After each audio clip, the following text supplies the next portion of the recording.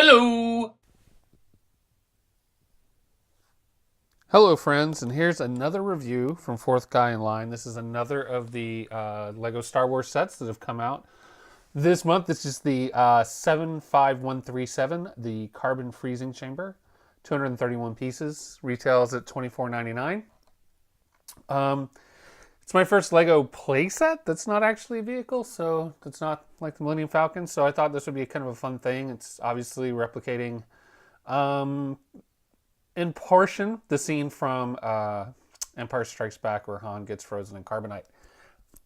If you take a look, minifigures that are included: Boba Fett and Ugnaught, Han Solo, and Han Solo in carbonite, which I think that's stretching the definition of a figure, but we'll let it go.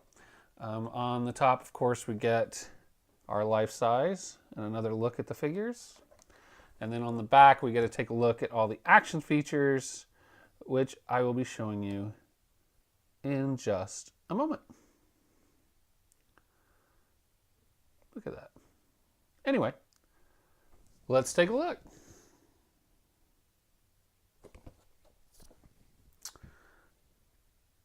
We're going to start with the minifigures.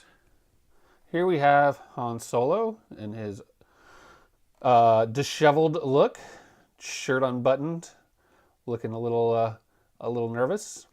We've got two versions of his face, a kind of worried one and a "oh my god, I'm getting frozen" one. Also, he does not come with any accessories. This is just him, but I guess if he had had a blaster, he could have gotten out of the situation, so no weapon for Han. Next we have an Ugnaught. I love this guy. His head's enormous. It's great. He does not have any posability in the legs, just like we saw with the Jawas in the other set. No posability in the legs. We've got a great print on the back. He's wearing old man overalls. I just like this guy. Just a really nice head sculpt. It's just so, his head's so big. It's great. So such a little guy, such a big head. And then we have Boba Fett. Now, Boba Fett looks really, really good. Great giant blaster. Got his jet backpack. We have a positionable rangefinder. And we have his soft goods-ish cloak. And then we have his head sculpt. A head print. Nothing on the back. It's just a one-sided head print. But there we go. And when we take Boba Fett and put him next to the Ugnaught, you get an idea of the size difference. There's definitely a size difference. So let's take a look at the set.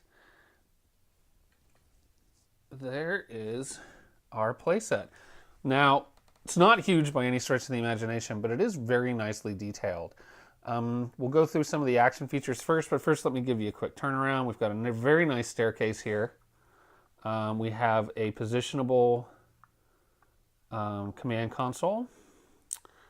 And then in the back, not a lot going on back here. We do get to see the control panel. That is not a decal, that is a printed piece. There were no decals on this one. So, you know me, I love it when there's no decals. And then we've got just a lot of nice detail. I love their use of the transparent orange plastic. It just is really, really cool. So as far as action features go, we have this one, which is the elevator. So slide the elevator up, slide the elevator down, slide the elevator up, and then you can lock it in position like that. So really cool simple little action feature. Now on the back side, we have this positionable wing, which if we look at it from the front, it just makes like a solid wall, or you can have it be kind of half of an octagon. So just moves like that. Now, when you have it like this, there's this little, it's hard to see on camera, but there's this little black piece that when it's closed makes the walkway from this section to the underneath. So when you open it, you have the ability to just pull up that gangplank using this little lever. Don't know whether that was a necessary thing to do, but I like it. And which brings us to, this ladder, the stairs move up and down.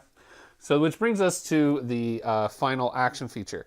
So give me just a moment and I am going to have to prep it. Okay, so we've got our Ugnaught at the controls here. We have Boba Fett coming up the elevator. And he says, oh, he's not good to me dead. He's no good to me dead. So we bring the carbon freezing chamber into position. And then we put in Han Solo. And then we throw the switch. And then Han Solo disappears. And you can still see the mechanism, but Han Solo disappears and comes back frozen in carbonite. It's such a silly little gimmicky feature. It was not at all what I thought it was going to be when I purchased it. I thought it would just be more of like an elevator, not being something quite so mechanically intricate. But it is really fun, and I like it. So really, really enjoyed that. Now, before we end and go to the time lapse, let's take a look. Let me see if I can get you a good shot of the carbonite. Doesn't it look great? Just really fun. Han Solo and carbonite in Lego form. Just a really fun guy. So, I really like this set. I will say, I mean, it was fun to build. It was really fun to build. You know, repetitive in parts, but it's such a small set that, you know, the hour it took me to build it, you know, it was just a nice casual time spent building Lego. I really, really enjoyed it. I love the minifigures. I especially like the Ugnaught. I also like the original trilogy playset aspect of it as well. I think that they did a really good job for something that's so simple, so relatively inexpensive compared to some of the other sets, and just really fun, a really fun feature that I like playing with. So I don't know where I'm going to display it yet. I'm starting to run out of room. Going to have to curate the old exhibit, but really enjoyed these kits, and I went a little Lego crazy this weekend because I've been struck down with the flu, so my way of rewarding myself for overcoming it was to buy some Lego sets. So just a really, really enjoyable set. So without further ado, cue the time lapse.